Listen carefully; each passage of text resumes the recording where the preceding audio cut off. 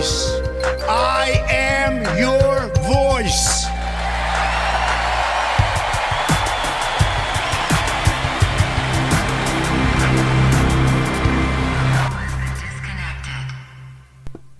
Hello everybody and welcome back to a brand new live stream. Make sure you guys hit that like button down below. Let's get to 100 so we can start the stream. And we have a lot to get to in terms of the super chats already from what I can tell. There's a lot of chaos going on. You've got this whole debacle in Syria. I'm not going to get too much into that unless you guys want to talk about it, but more chaos, more instability happening under this regime.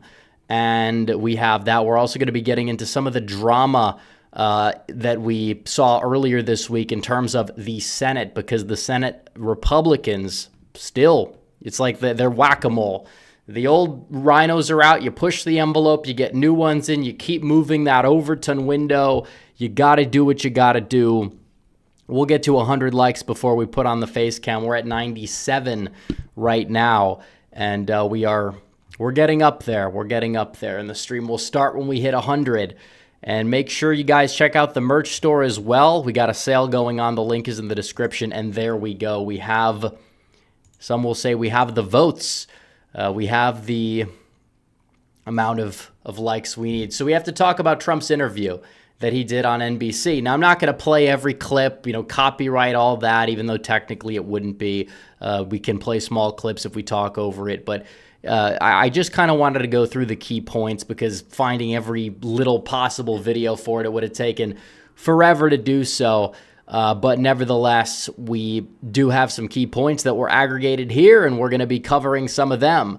And he touched on pardons. A lot of people are saying that Donald Trump has a mandate to pardon, and he does, because Joe Biden, after he said he wouldn't do it, decided to go out there and pardon his son. He pardoned his son not just for the gun charge, which was the bogus distraction. We've covered this for years on the channel. Ever since the charge was first dropped, I said, the charge was first, he was charged on it.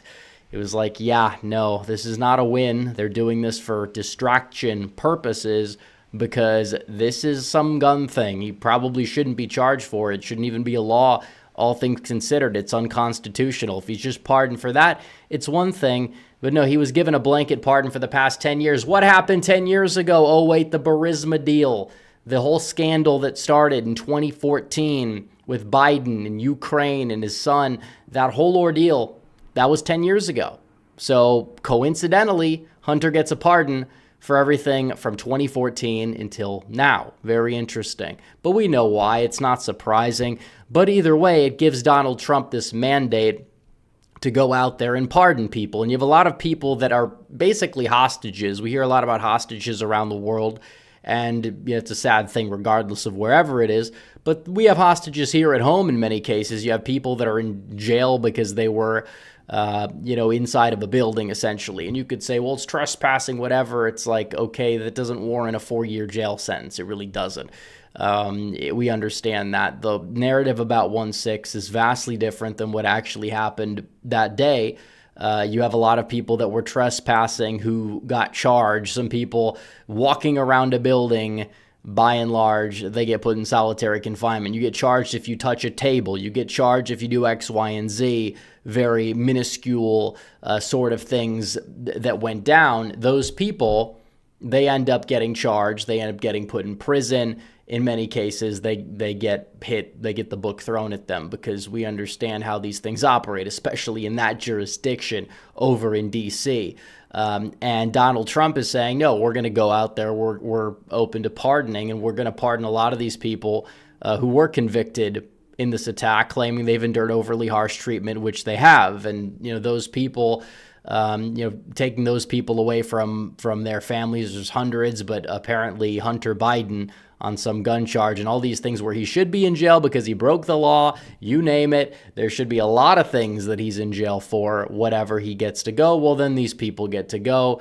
It's you could even say fair trade. Either way, doesn't remove the corruption element from what Biden did, but it is true that Trump can use that as a mandate now to pardon whoever the hell he wants to pardon because Biden just gave him the go-ahead to do so. So if anything, the Hunter pardon, you could say, is a net positive for Trump. It's a net positive for us even in the long run, just because of the fact that it gives Donald Trump power to go out there and just do what he needs to do in terms of, retribution, whatever, in terms of targeting certain people who targeted him. Obviously, that's kind of what it is. We'll get to the whole retribution thing in a minute, but deportations.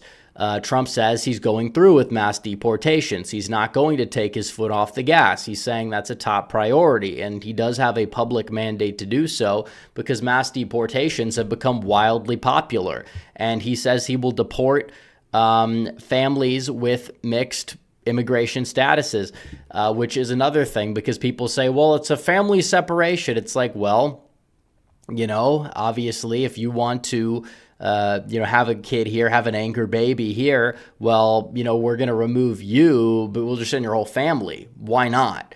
What's the problem with that? It's common sense, which is why we need to end birthright citizenship in this country so people stop coming here and then having babies and then getting on the system. We can't have that. And Donald Trump knows that. And that's why he said that, we're going to end birthright citizenship, even if we do have to make it clear within the Constitution. I don't know if that's going to happen, but there's a very strong case you can take to the Supreme Court that the 14th Amendment does not enshrine birthright citizenship into the Constitution anyways. If you apply it via original intent, it wouldn't, and that's the type of Supreme Court justice that Donald Trump is looking to put on the Supreme Court and/or has already put on the Supreme Court. So we'll see what happens on that front. A lot of question marks people are asking about the whole Dreamers thing because he says he's open to a legislative solution to protect said Dreamers. He never said amnesty, for one, and for two, he said this his entire career. Some people are upset about that he doesn't want to just deport them. Either way, if you're going to do mass deportations, if you're going to do the wall, do all X, Y, and Z, you do have a couple 100,000 people in this program. You got to stop the program. I don't want these people to have amnesty, but as like a last ditch sort of thing, just like saying like path to residency in exchange for all of that. If he's talking about a deal via legislative solution, I don't think that that's a ridiculous thing.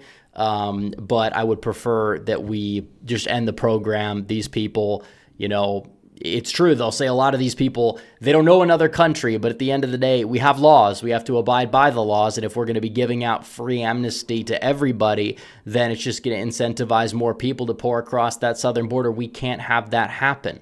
And that's what a lot of people need to understand. Also, in terms of the tariffs, because that's been another thing, the media, and they don't understand this. The people voted for tariffs. Donald Trump campaigned on tariffs.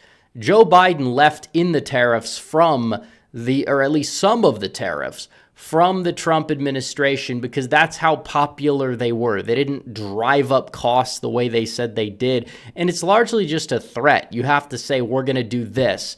And it's part of a negotiation tactic, strategy that Donald Trump has employed successfully because obviously we have a lot of countries that are taking advantage of us through trade. They steal our industry, and you have an elite class in this country that is convinced itself that no, all these industries, they're gone, they'll never come back, and that it's better, they'll say, for the economy that China and all these other nations have, an increased monopoly on manufacturing, even though there are first world countries that have robust manufacturing, certain parts of the EU like Germany, certain parts of Japan as well. It's true that in terms of what's been manufactured may have changed, but they have a robust manufacturing economy. We don't make cell phones in America. We don't make televisions in America. We don't make a lot of things in America that are made in other first world countries, but they make, but we don't make it. Why exactly is that? It's a problem, and Donald Trump wants to make sure that we can onshore as much as possible. And using tariffs as a bargaining tool is important to make sure that other countries are not allowed to take advantage of us. And people are upset that he says that he can't guarantee that there won't be cost increases. But if you look at the first term, there were cost increases of about like, I don't know, $60 a year or something like that. And it's like, is that really worth sacrificing the American dream? A lot of people will say no. And of course, it's going to take time to onshore, but you did see onshoring under the first Trump administration, at least pre-COVID. So it's kind of something that you look at and understand that it's a long process, but a lot of Americans did sign up for it. When they asked the question in the poll, do you support the 20% tariffs on China across the board? It's like wildly popular. Even a good chunk of Democrats support it. And it's like, why do you think that is? So the media is trying to act like that's going to be the thing that ruins Trump's presidency, is something that he's supported in the past. And you could say, well, these are increased tariffs compared to then.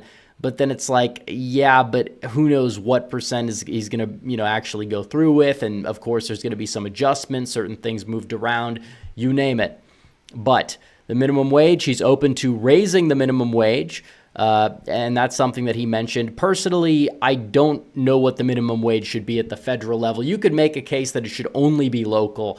And that would make sense, because $7.25 an hour or whatever it is going to be more than enough for somebody living in rural Mississippi to get by. But if you're talking, and maybe not now after the massive inflation that we've seen, but if you talk about Washington State, Seattle, like $15 is not going to be enough there. Certain parts of California, you're going to need more than that in terms of minimum wage. So it is true, it's low. Should it probably be raised a little bit nationally? I guess you could really make the case for it. Should it be $15 an hour across the board everywhere? No, but still not really an issue there overall. But I think it would be better if it's localized, and it still largely is localized, by the way. Social Security, he's still sticking to his guns on that. He's not going to raise the retirement age or cut from those programs. Doesn't like Obamacare, but still waiting on a plan to replace it. And definitely, if there's some way to kind of restructure Obamacare, reduce some of the regulations, talk about the state lines, get rid of those, open up the marketplace, you could see premiums dip. Overall, that would be a positive thing. In terms of his cabinet, was asked about this. He says he will give Pam Bondi and Kash Patel autonomy in their DOJ and FBI roles, which is huge, by the way. And Donald Trump is building a cabinet that is fighting to win. He did not have that last time. You had these weak people, these pushover people, and it's like nowadays, anytime he puts somebody up there, you're going to have half the internet try to dig through their entire past to find one thing that they might have been a little bit iffy on, despite the context. But it's like, no, when you look at the current cabinet and you compare it to the previous cabinet, it is night and day. It is much better now. Everybody can see it. You go from the people that are backstabbing Trump to possibly Kash Patel spearheading the FBI.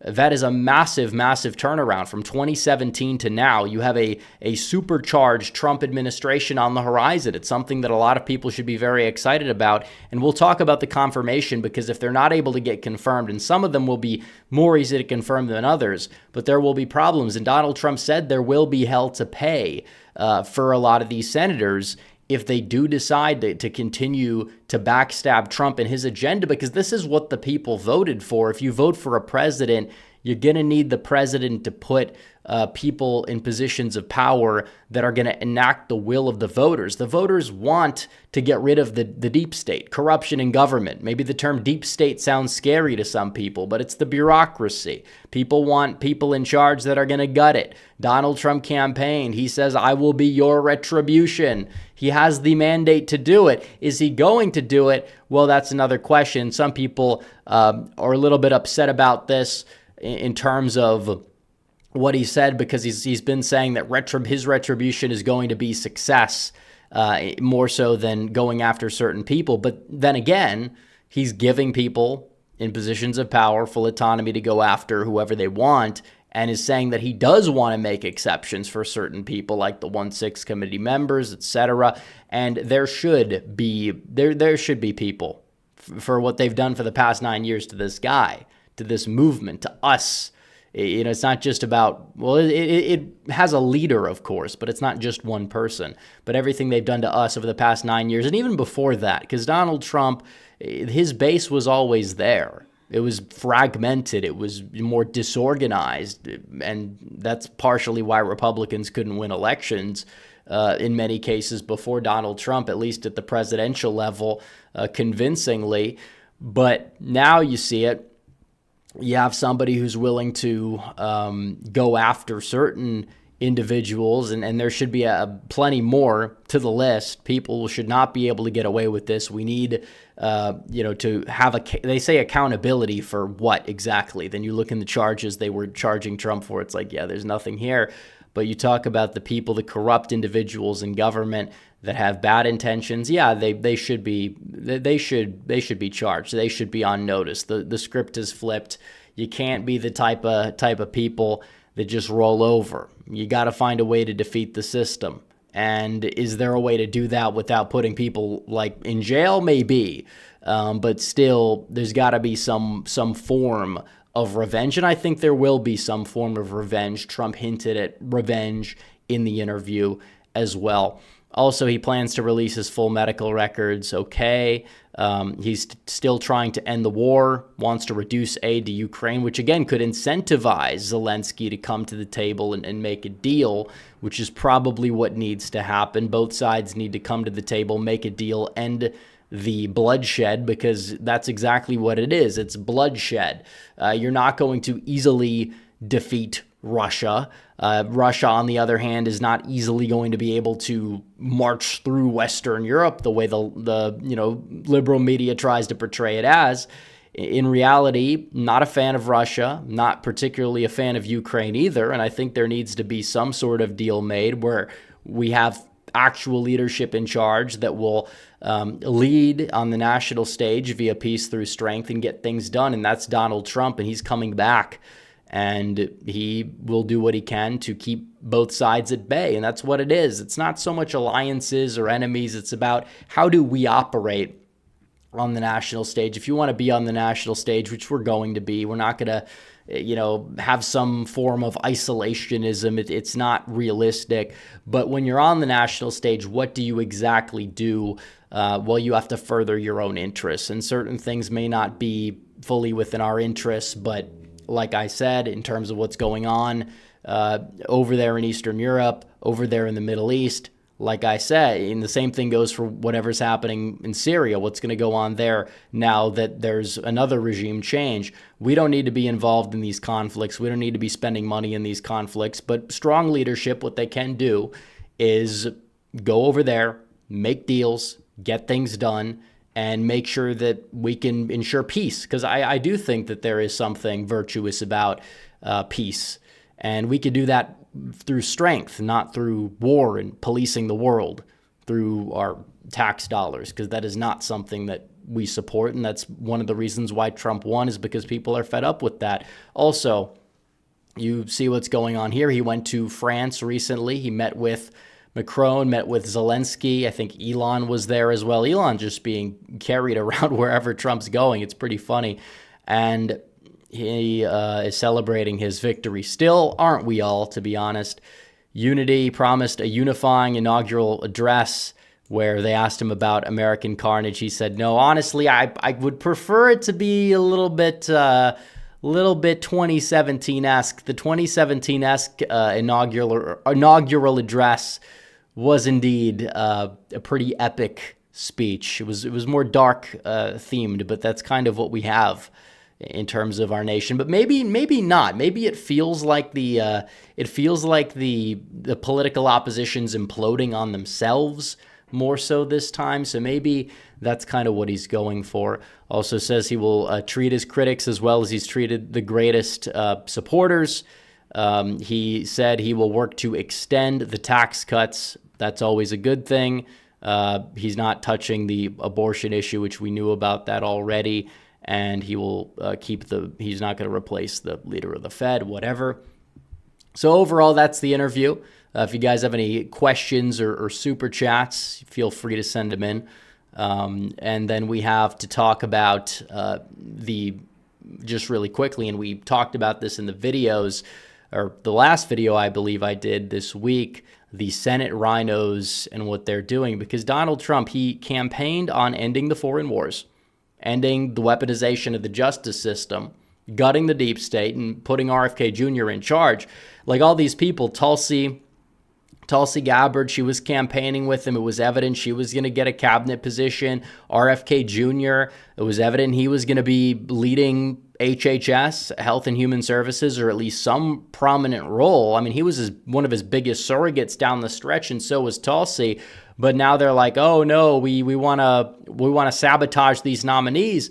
I mean, the same people on the left, ironically enough, talking about threat to democracy, whatever, but even these people on the right, which are more frustrating, because the left, you understand, if you get like a John Fetterman or a Bernie Sanders to vote for somebody like a RFK Jr., it's like, okay, well, we weren't expecting that. Congratulations, whatever, you move on, you take the win, you can realize they're your political opposition, but still, celebrate the win, don't turn the win down. But then you have people in deep red. We're not talking about Susan Collins, okay? Susan Collins is from Maine.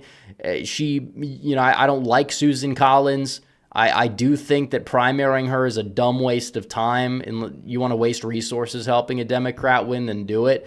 I think it's just dumb. Now, is Susan Collins perfect? No. But it's like, well, people are like, well, we know what the Democrats are our enemies, and Susan Collins is, well, Susan Collins is a rhino. It's just a dumb argument, whatever. I don't like Susan Collins. I think it's a waste of time. But it's also counterproductive because you have people like Joni Ernst. Joni Ernst was seen as like one of the better senators when Trump first took power. Now she's one of the weaker ones. First of all, I think it's a good thing that that's the case because it's showing how much progress we're making. But still, it doesn't make her any less of a relative rhino, given the fact that she has consistently just flown under the radar as somebody who's been weak, and now she's showing it. She got elected as somebody who said, we're going to trim the fat, we're going to make the pork, we're going to make it the pig squeal or whatever. She was famous for saying that when she first ran in 2014. Now she's going up there and she's siding with the establishment on every little possible thing. And now in terms of Pete Hegseth, who Trump wants to lead the Department of Defense, she's saying, oh no, we can't confirm this guy. And she's definitely waffled on it a little bit. And there's been a lot of pressure that's been placed on her for good reason. But it's like she's iffy on these people. She's iffy. And that's being nice. And then you look at who she's not iffy on. She voted for Merrick Garland. Merrick Garland and Lloyd Austin. She voted for these people. But she wouldn't vote for Trump's pick.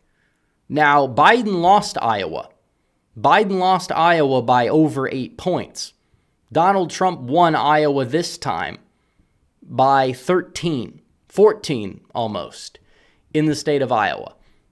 But apparently, that's not good enough for her. It's not good enough just to keep your head down and do your job and answer to your own constituents. Well, what happens if that doesn't happen? You get primaried. That's typically what happens. That's what happens, and you're probably going to see that. But you look at this in terms of what she's done. She's helped advance gun control legislation.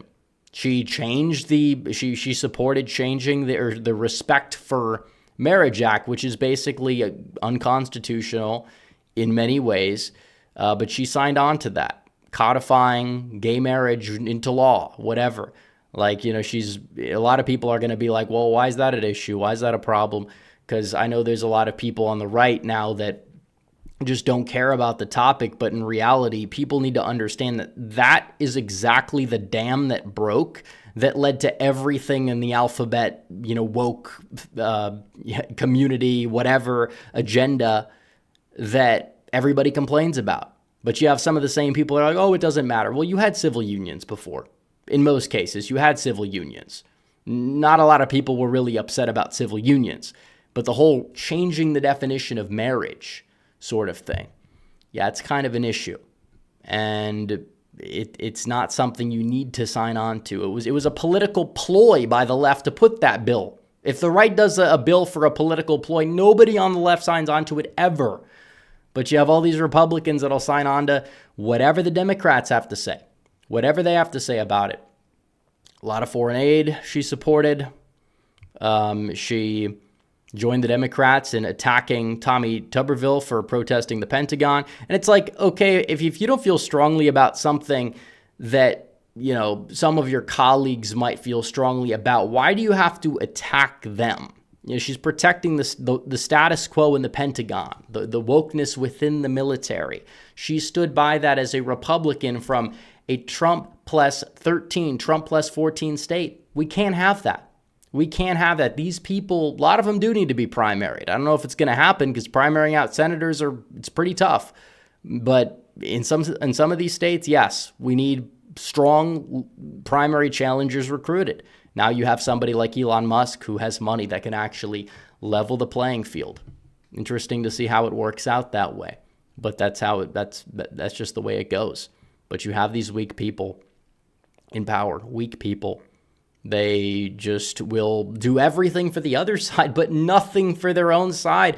There's not going to be any criticism. It's not like you're in Maine. It's not like you're even in a swing state with an election coming up in 2 years. You're in a deep red state with a primary coming up in a year and a half. And that's kind of something that we need to make clear, because we can't have these people. We can't have these people just getting away with everything that they're able to get away with, just sabotaging Trump and his agenda, despite the fact that at one point she was considered to be one of Trump's allies in the Senate. Well, times have changed, and she has changed. Washington will change a lot of people when they get into Washington. That's why it's important to have primary challenges, to get big money out of politics. Some people will talk about term limits. I think the big money's more of a problem than not having term limits, because you will have some good people that can be there for a long time if not, but that's a whole nother discussion, a whole nother debate. If Donald Trump actually got term limits in the Constitution, that would be one of his biggest pieces to his legacy, to be honest, regardless of whatever you think about term limits. But still, we'll see what happens on that front. But we will be getting to the super chats now. We've been live for about how many? 27 minutes. So we will get to the super chats. We've got about 850 people in chat. Make sure you guys like the stream down below as well. Like the stream down below. But yeah, we'll leave this tweet up on screen here if we can. And then we'll get to the super chats. Johnny Heartdog for 10 says, I'm sick and tired of effing around with this worthless Senate. We need recess appointments. Is there any way Trump or Vance can bypass Thune and get this done? Well, in terms of the recess appointments, isn't that without a confirmation hearing? Is he going to be able to get that done without having people defect and it counting against the end total? I'm unsure about that. I haven't heard a set answer about how it works still, but I would be open to it. I'm sure Trump would be open to it, but it's important to keep through the fight. They have people that are trying to take down people like Pete Hegseth, people like Tulsi, people like RFK. We knew this would happen, and we can't let them win. We just can't let them win. They're trying to hold on to their power level that they have, and Donald Trump winning is a big check on that, and so they're trying to contain whatever power they have, and we need to make sure that they don't get it. They don't get it. That we're able to have whoever we want and whoever we deserve, and whoever Trump campaigned on putting in his cabinet in the cabinet. Same people that complain about democracy. Same exact people. Except these people are actually worse because they pretend to be on your side, and they're really not in many cases. Also, with elections over, do you think you could do a video with the deep dive analysis into the future of North Carolina and Georgia? Will they stay red for how long? Where are the trends going? I think it would be an important video. They're changing, and it's important to know the future trends and demographics. I don't think North Carolina is changing as much as Georgia. If we go back to that one documentary style video I did about Georgia, Virginia, and Colorado all the way back in, I believe it was 2021, did it age well? Some people will say no, some people will say yes. Here's the deal. I think Colorado aged well. As for Virginia, I don't think Virginia aged well because it's turned a bit of a corner. Now, will it continue to turn a corner? I still think it's probably a state that I guess you would say Democrats have the advantage in, but you never know. It could change even more. We'll see. And then you have Georgia, which I think a lot of what I said still did age well. I said 2024 it will be competitive. In the long run, it's going to be a state that Democrats probably are going to be able to have in their column. I think 2026 Republicans will do well there because lower black turnout in a midterm year is expected and usually helps out Republicans. But some of those Atlanta suburbs, mainly the ones in the southern part of Atlanta that are growing, they're not really doing all that great for Republicans. It's not really a matter of persuasion. But I will say that in turn, you're basically trading that for Arizona and Nevada being solidly in the Republican column. And Georgia still is going to be competitive in 2028. Is it going to be guaranteed to go Republican? Well, I don't know. It might even vote to the left of the country. But if you have a good year, it's possible it does. We're just not quite there yet. Also, Red Whale Politics, thank you for the super chats. Darth Chipmunk says milestone date. Yeah, I'm not going to do it. Still not going to do it, but I appreciate the $2 every stream. Red Whale Politics says the only building block in the Democrat coalition that's really left is the black vote. I believe if the GOP consistently gets 15 to 20% in most of the black working class, what is left of the Democrat Party? Well, a lot of it is older black voters. Younger black voters still are voting Democrat. They're not voting Democrat at the rate that the older black voter, because you're not going to change certain people. If you've been voting Democrat, from the time you turned 18 back in the 1960s, you're still going to be voting probably Democrat for the rest of your life. There's exceptions, yes, but realistically, that's the way it goes. That's why seniors didn't move as much to the right as some younger voters and millennials did this election cycle.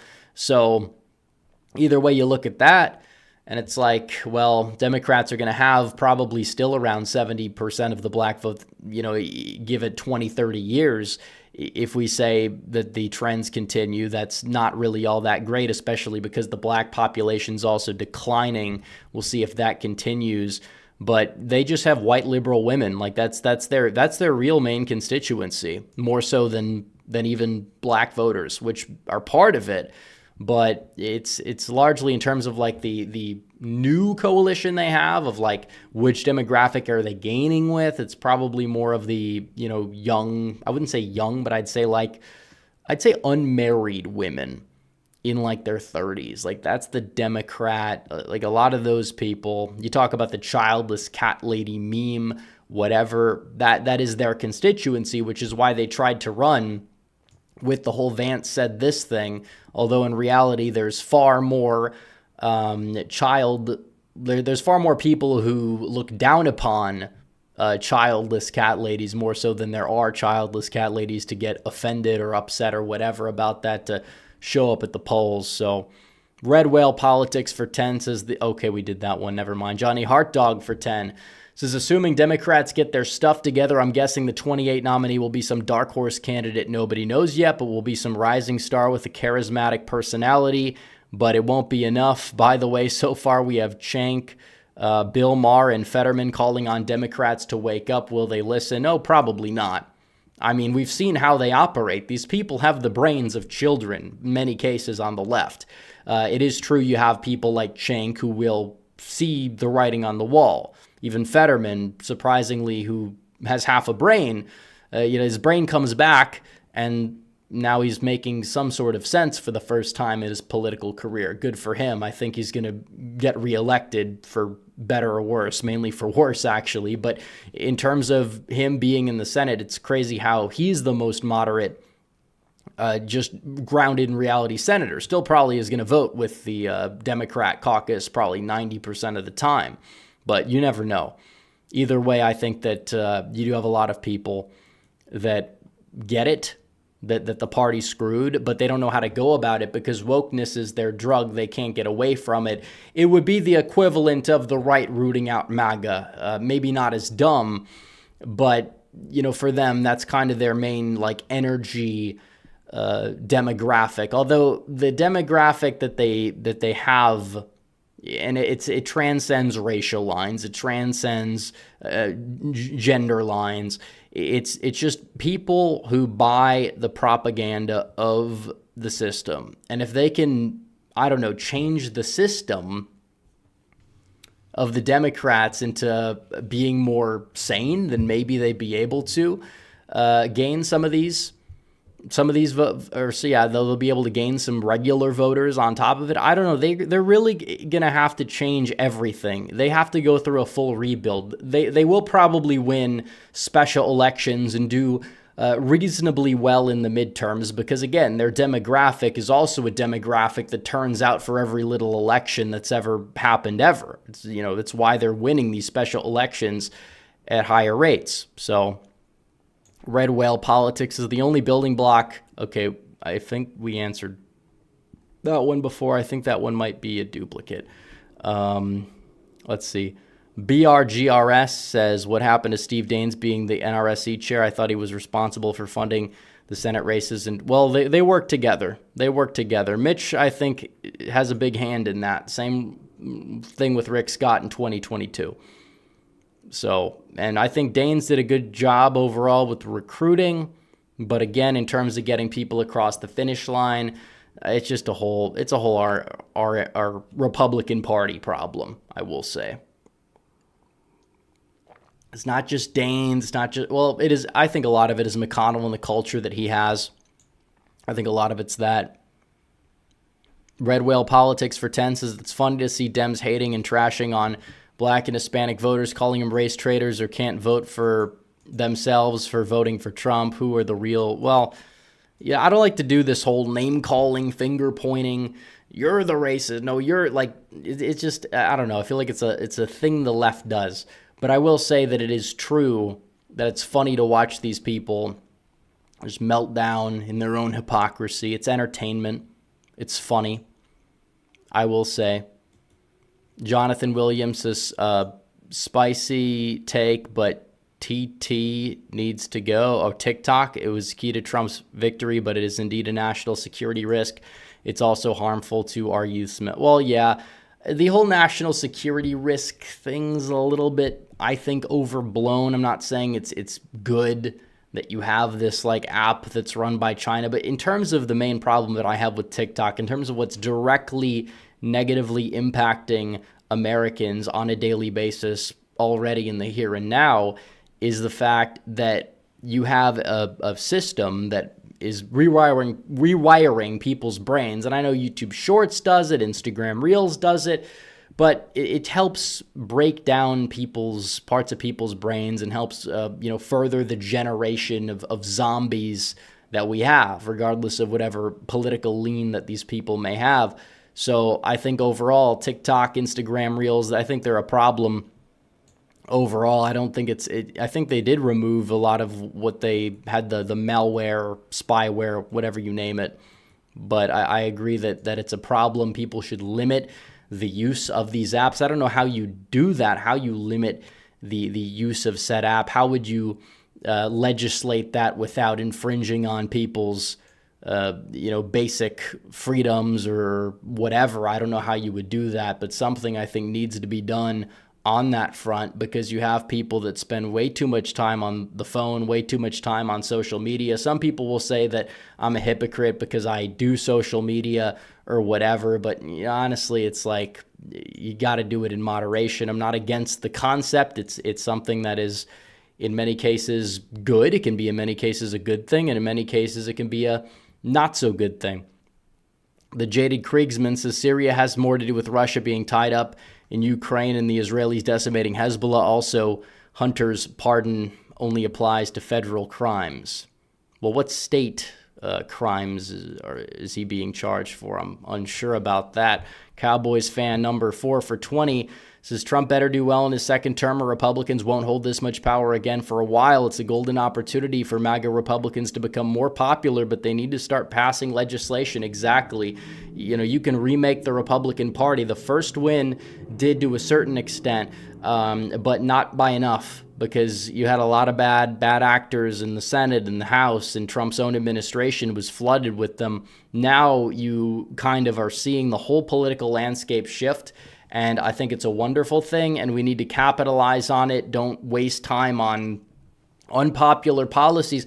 Look, the Trump agenda is overall popular. It's extraordinarily popular. It's not why, the reason why they like to say these candidates lost in 22, it was nothing to do with Donald Trump's agenda. Trump's agenda is popular. There's plenty of candidates that ran on it, that had resources, that ended up winning. It just depends that, quality of candidate has a lot to do with a lot of different things in terms of a lot of, candidates embracing certain abortion laws that are unpopular, for example. That's not something Trump touches, but a lot of those so-called like MAGA candidates or whatever they want to say did touch those third rails. So like I said, it's about he's changing the landscape in the Overton window in the party. And he's made it a national populist, like European style party. A lot of, parties over there that run, they have been gaining a lot of seats recently, haven't had a lot of control up to now, but they have different political systems over there. Here you have a two-party system. If he's able to make the Republican Party into a wildly popular national populist party, then yeah, he's going to do a hell of a job, and he's done a lot to get it towards there. But that's kind of why they still want to delegitimize him. They still want to push him away. They still want to go back to status quo, because that's what their donors want. That's what the establishment wants, and we gotta fight that. Red Whale Politics for Two says, "Do you think Daniel Penny will walk?" I hope so. Well, one of the charges is being moved to dismiss, which is a good thing. I don't know if it's gonna carry over to some of these other charges, but hopefully. I mean, that jury. You're talking about New York. I believe they released a drawing, and this could have been, I don't know if it was confirmed, or I assume it wasn't satire, given the source, but like you had a person that was like wearing a mask. It's 2024. These people are lunatics, essentially. I don't even understand how you would have somebody like that on a jury, knowing that they're probably not going to be partial in a highly politicized case. Johnny Hartdog for 20 says, "Trump not only has a mandate to pardon the J6 hostages, but has a mandate to go after and criminally charge the committee, prosecutors, and judges who went after Trump." And Fauci, "It's not revenge, it's justice."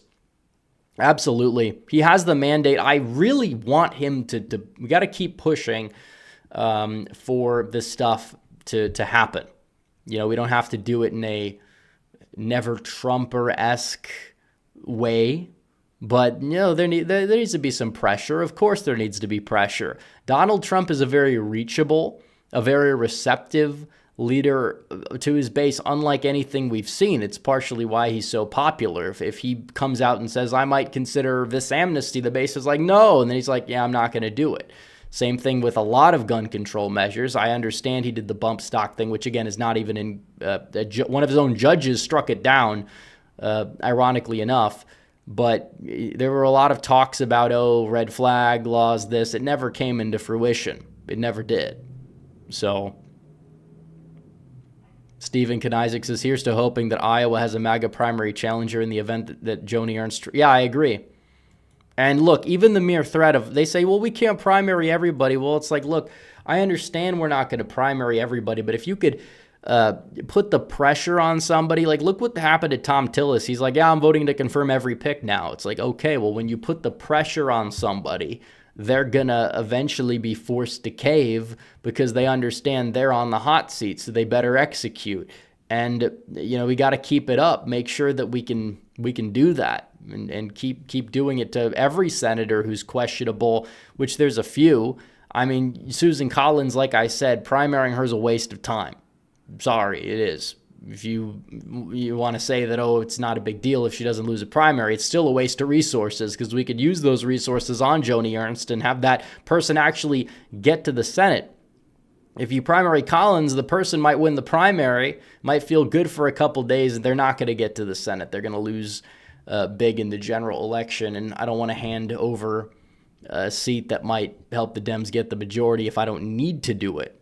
So that's kind of my rationale on it. And I'm not a fan of hers, by the way. But it's like you have Lindsey Graham, you have, what's his name, Bill Cassidy in Louisiana voted to impeach Donald Trump. Like, those people are top priority, and Cassidy's actually gettable. You can get him in a primary. I think Collins is a tough nut to crack because of how Maine operates and how Maine politics typically works. So let's see.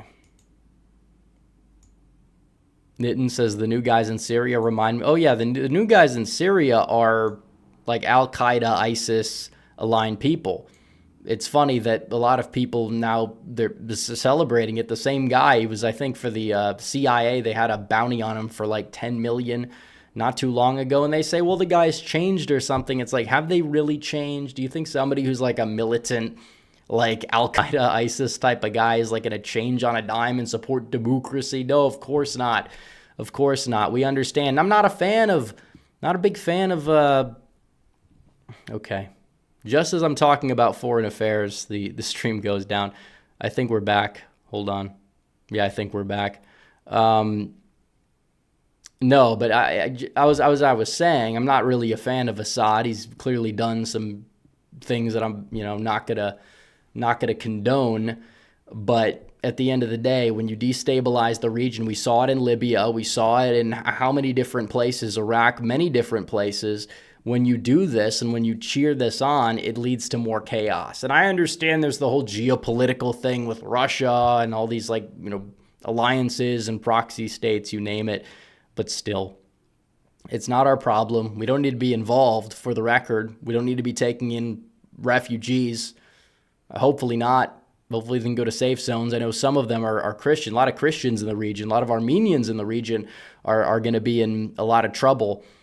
But we'll have to navigate that. Hopefully they can go to some of these other safer countries in the region.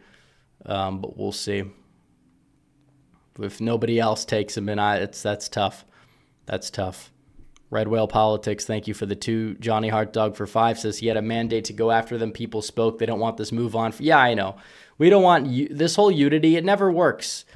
Trump is going to talk, we're going to unite the country, do this, that, and the other thing. And we understand what's going to happen. The media is going to, the second he does anything that they can exploit to be something bad, they're going to run with it. It's not going to be as effective. But you have a mandate to still be popular, to still unite the country, and to still not hold back. I mean, come on now. These people are exhausted. They don't have very many... They don't have very many hit points left, and you're fully charged up. You got to do what you got to do in that situation. Living May says, thoughts on right-wing praising the... Oh, I saw the whole CEO thing. I don't get it. I don't understand why people are praising it. It's like, does this guy run a healthcare company that's probably corrupt? Yeah. But does that justify people celebrating his, assassination? No, it does not. I mean, it's insane. It's an insane situation. I don't understand why so many people are celebrating that, and even so many people that say they're on the right are celebrating it. I don't think it's something that should be celebrated. Now, you can say, well, the healthcare system is broken. Yeah, it is broken. I agree with that 100%.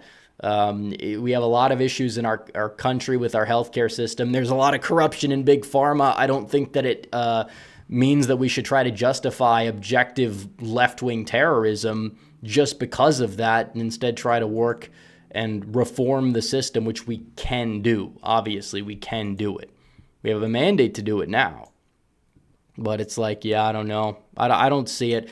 See, I don't know what my live chat would have to say about that, but I see a lot of people screenshotting comment sections, putting it on Twitter, talking about that stuff. But I don't know. It could just be people trying to be edgy. Who knows? Because it is the internet. The real life is still different from the internet, and that we know. Johnny Hart Dog says, will tariffs drive prices up and break farmers? Well, they said the same thing. Remember, they said Iowa will vote for Biden because of Trump's tariffs, and it voted for Trump by 8 points. So again, no, that's not really something that typically works. A lot of the farmers, they understand what the tariffs are for. Do they necessarily hurt farmers in the short term? They can. In the long run, is the purpose to hurt them? No, it's not. It's to actually help overall. Red Whale Politics says, have you ever thought of making a video looking back how crazy the 2020 election? Well, maybe in the future. The more time that passes, the more intriguing a video about that would be. Stephen Knisik says, people need to learn from history. Russians have always had a high tolerance to suffering, whether Mongol, Napoleon, or... Yeah, exactly. I mean, these things do matter for sure. And if you understand that Russia's a tough nut to crack, you know, it's like the meme. It's like you got the dimwit and like the super high IQ, and then you have the midwit who thinks he's a genius in the middle. It's basically what you have. And like I said, I'm not a fan of Putin. I'm not a fan of Russia. I'm not one of those people. But at the end of the day, it's like, I don't think that we need to be wasting money on this war, especially when we can settle this war. And is it the end of the world if Russia has a couple provinces where the people overwhelmingly are Russian and want to be a part of Russia? No, it's not the end of the world. It's a perfect piece to the puzzle and a peace deal that makes sense. It's like they think that just because that happens, then Putin's going to invade Poland and Germany and take over the half of Europe. It's like, it's not really the point here. If it's not what you're aiding and abetting, if you do it properly. Let's see. Cowboys fan 4 says Marco Rubio's my favorite cabinet pick. I'm curious as to know why that is. I've defended the pick. I don't have a problem with it, but I don't think it's near the favorite list. We're going to do a tier list. I was going to do a documentary. I'm like, why do a documentary grading these picks when I could just do a tier list that is so much easier for people to understand and easier to make as well? Dova Budgie says, what's up with these Biden pardons?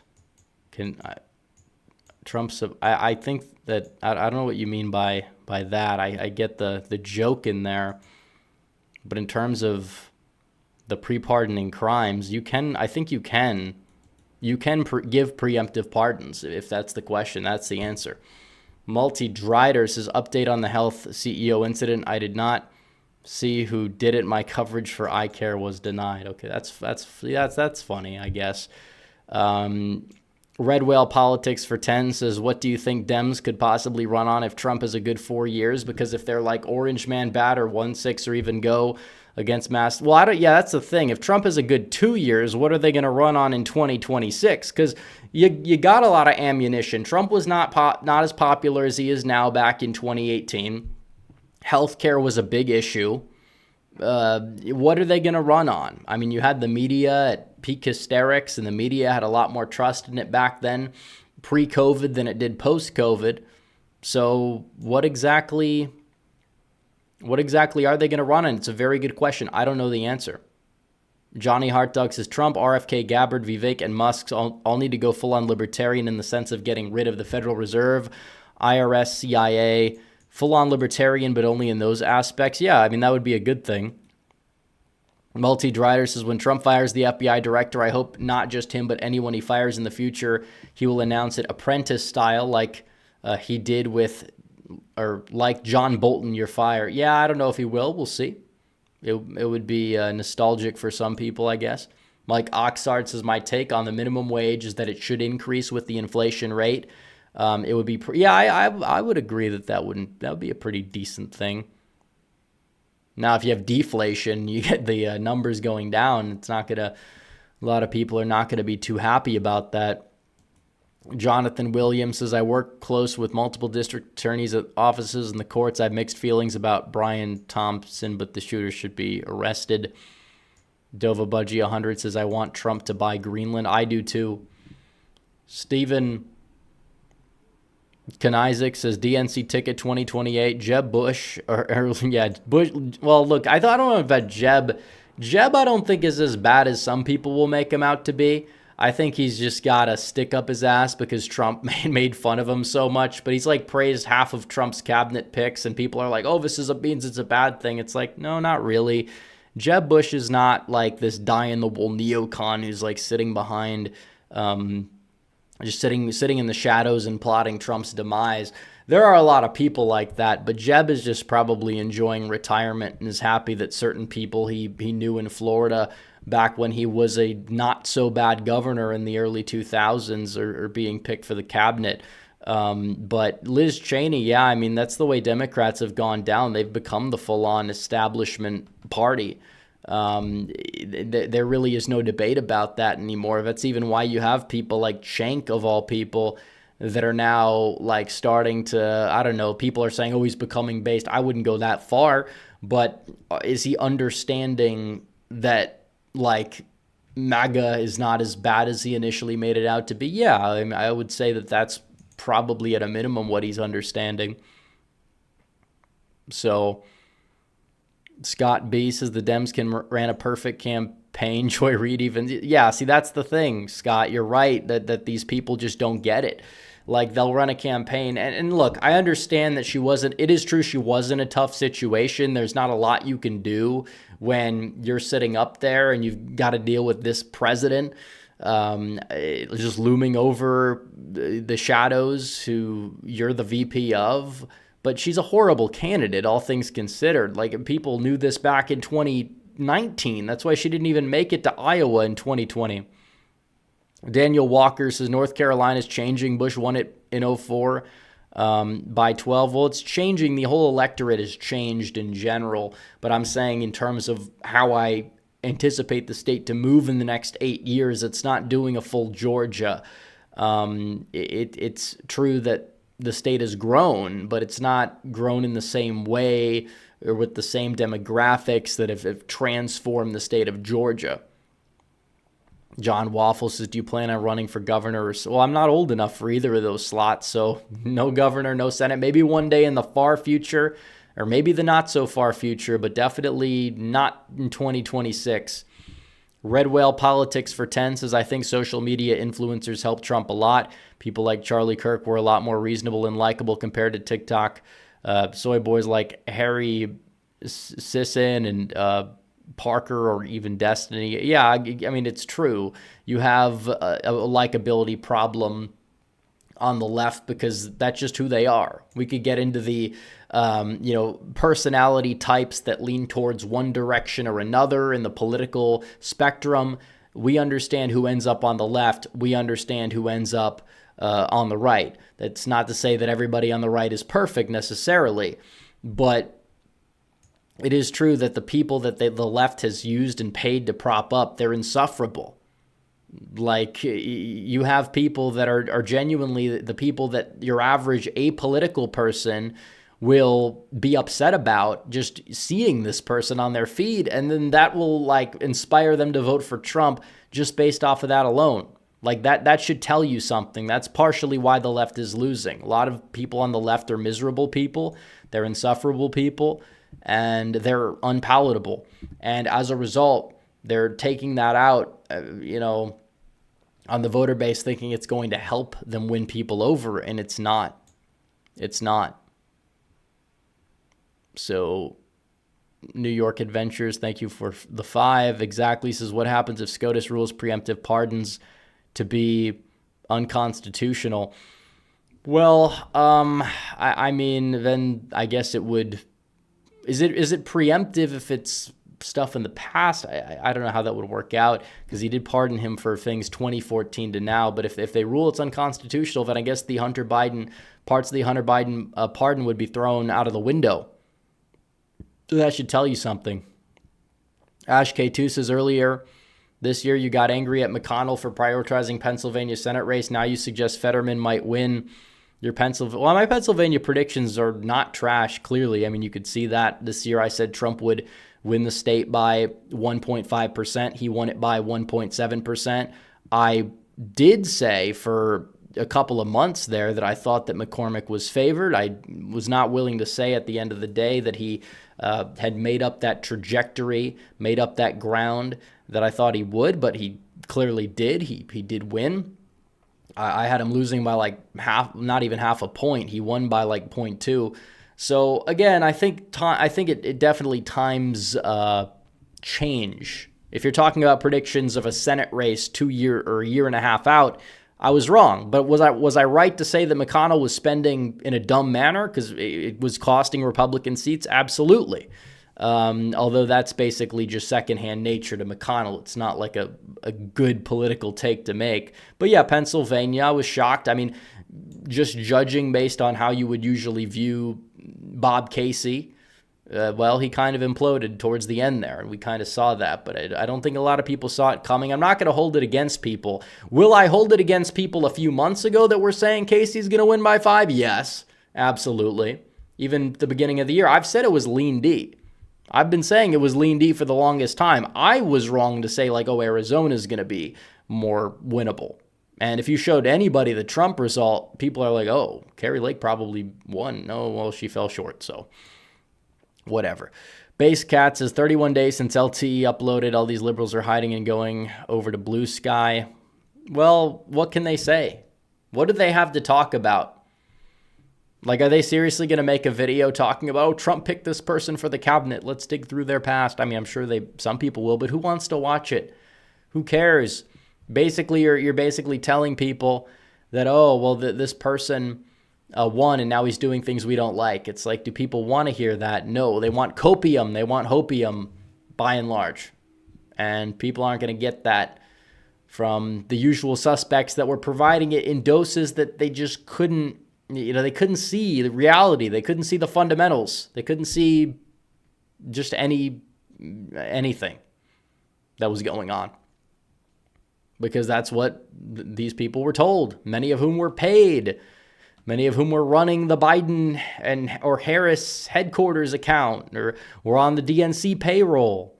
And they get a list of things to say, and then they have to say them from that alone. That's another thing. There's no authenticity with a lot of these people. That's why you had a lot of them saying, no, Biden actually beat Trump in the debate. Like, how many times did we see that? Or if they admitted it, it was like, oh, well, this is not, you can come back. It's not a big deal. Well, clearly the leaders that pulled the levers of power in the DNC didn't see that. They didn't see what Harry Sisson had to say. Even though they were funding him, it's not very organized structure.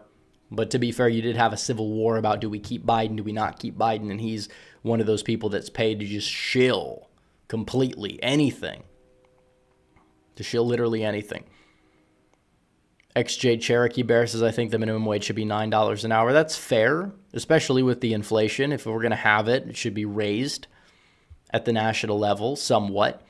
Multi-Drider says, with new journalism layoffs along with big tech layoffs, I guess they all need to learn to code. Yeah, remember when they said that, the old Twitter would ban you if you said that to a journalist. Like, do people remember how bad things were back then? It was incredible. And that was when Trump was in office. That was with Trump in office. We got certain parts of the Trump presidency that we should have got in the intermission. And now we got the final act coming up. Multi-Drider says, okay, we did that one. Exactly says, to be honest, the only reason McCormick won was the Philly machine wasn't paid off this year. That's what Barris said. I mean, it clearly was not enough. And it is true if there was more. Now, they did try. They had a lot of shenanigans. They tried to steal. They were counting ballots that they said were illegal to count, but they were going to do it anyways in Bucks County. I don't know how many of those entered the final total. They might have taken them out of the final total. But either way, it didn't matter. McCormick won. It's another Senate seat. Dova Budgie says, let's talk PA. I kept my promise of making it swing red, but now we need a Republican governor. What needs to be done, and what are your odds and your predictions? I will say likely Democrat, because when you talk about taking out these incumbent governors that have an approval rating above water, it's like pulling teeth. I'm not even just saying it because it is a Trump midterm. I think if it was a Harris midterm or a Biden or whatever, Shapiro is tough to beat. Now, you could run a good candidate, chip down at the margins, and have some good down ballot effects. I just haven't seen anything. It's going to take a scandal or something. We'll see. It'll take something big as it stands today. Red Whale Politics says, why is the GOP neglecting Michigan and Minnesota? Those two states have a lot of potential for Republicans. Well, Minnesota, it's tough because the rurals are not that, they're not that light red compared to like a Wisconsin. The Minneapolis area runs everything, and Republicans aren't doing all that great there. So I don't know what the potential is. If it's a really good year, you can win. I think if Biden was the nominee, Trump could have eked out a victory in the state of Minnesota. Michigan, I think there is potential. I think there will be investment. We covered that a couple videos ago. John Waffle, H2 Pieces, do you think McCormick will be good or be the next Romney? Well, he knows, one thing I'll say is that he knows that Donald Trump got him elected. He owes everything to him. The question is he going to vote like it? I think he probably is going to be, better than obviously like a Romney or a Collins. He seemingly is going to vote for all of Trump's cabinet picks, which is a good start. Is he going to be all that great? Is he going to be a phenomenal senator? I mean, yeah, probably not. I mean, it is true he's from a swing state, so he's not going to, by just the way you would expect things to go, he's probably not going to be, top 5 senator, top 10 senator even. But still. Let's see. Daniel Walker says if Trump topples the Castro regime, big win for him. Well, I don't want to get involved in terms of going down to Cuba and, engaging in military action. And a lot of people are worried about the Rubio pick because they see Rubio as a neocon, even though he's kind of changed his tune a little bit. And he did talk Trump out of military action in Venezuela during Trump's presidency. So we'll see what happens in regards to Cuba. I'm sure Trump is probably going to sanction them or sanction the hell out of them, do what he needs to do on that front. But I don't want to be going down there to Cuba, engaging in military action when we don't need to. We need to make sure that Trump stays the first president since Eisenhower not to start new wars instead of starting new wars. Delpha Budgie 100 says F Oregon, by the way, go Penn State. I don't have a dog in that fight in the playoff. I don't even know whether there's 12 teams that are going to be there. It's a new format. I mean, it's better than what they were doing before. I'll say that. Is this supposed to be the only Biden accomplishment, even though he had nothing to do with it? I'm sure they're going to try to give him credit for it. He doesn't even know what college football is anymore. I think he used to play it, and even still, he probably has no idea what the hell it is. Ash K2 says, what are the chances of Kimberly Yee winning the Arizona governor's race? She's the obvious choice who can unite the McCain and MAGA factions. Hobbs is done. I don't think she's going to go for governor, but I think there are some choices that can unite those two factions that could run. We just have yet to see. But I think Yee is going to stay as the treasurer. Probably. Well, maybe not. I don't know. I don't know what she's planning on doing. I think she will run for something one day. I have no idea.